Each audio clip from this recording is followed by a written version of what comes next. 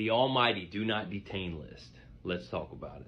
All right, the Do Not Detain List. So after over a decade of studying the patriots and American state national movements and such, and watching guru after guru after guru either give misinformation or they are paid, subsidized to put you on terrorist watch lists while taking your money, while leading you astray. And I wanted to go ahead and clear the air and put some stuff on the table for y'all. So I am going to man up and say that I was half right about the Do Not Detain list. There are actually several of them.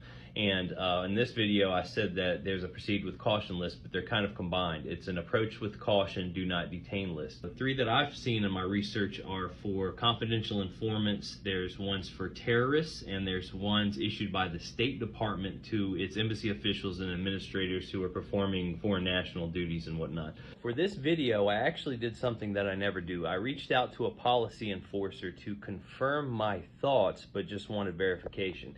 Their protocol basically says it doesn't matter what list you're on.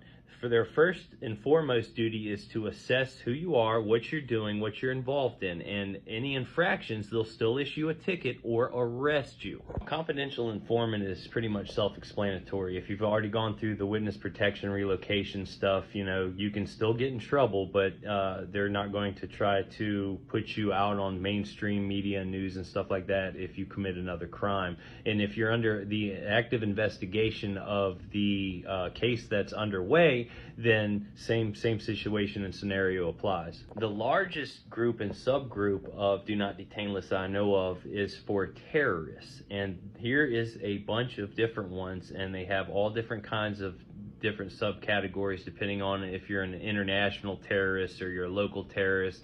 And basically they're building a gigantic case against you or multiple individuals, so they will still arrest or issue you tickets and denote things, but they will not blast you on the news or do certain things depending on what the terrorist screening and FBI and CIA decide is best for you while they're building their case. Now, one of the most powerful ones that I've come across is the one issued by the Secretary of State here for embassy officials and foreign nationals doing their duties. And it's basically established by the Vienna Convention of all countries of their foreign nationals and embassy officials that are doing their duties in other countries. And it's just established to prevent frivolous and false criminal charges from being brought against their officials that are doing work in other countries. Because during times of war, it's very easy to try to remove officials by coming up with frivolous and bogus claims and stuff like that. The most common issuance is for traffic violations on embassy officials, and they just don't pay them. You can even research and it'll show incidents after incidents of whenever an embassy official does some type of infraction or code violation where the host country can immediately consider and deem them persona non grata, and at that point they can either pursue the criminal charges, arrest them, or deport them to their sponsored country, and then they can then decide what they're going to do with you depending on what it is. And there's a lot of them that actually fire them and send them to jail for certain things. All of my research has led me to this point where love is all law. That's why I'm always proclaiming you need to come from peace and harmony, because if you're out there trying to disrupt the public system, which is established to keep everybody in lock for a reason, and if you're trying to harm other people, you're going to get hemmed up.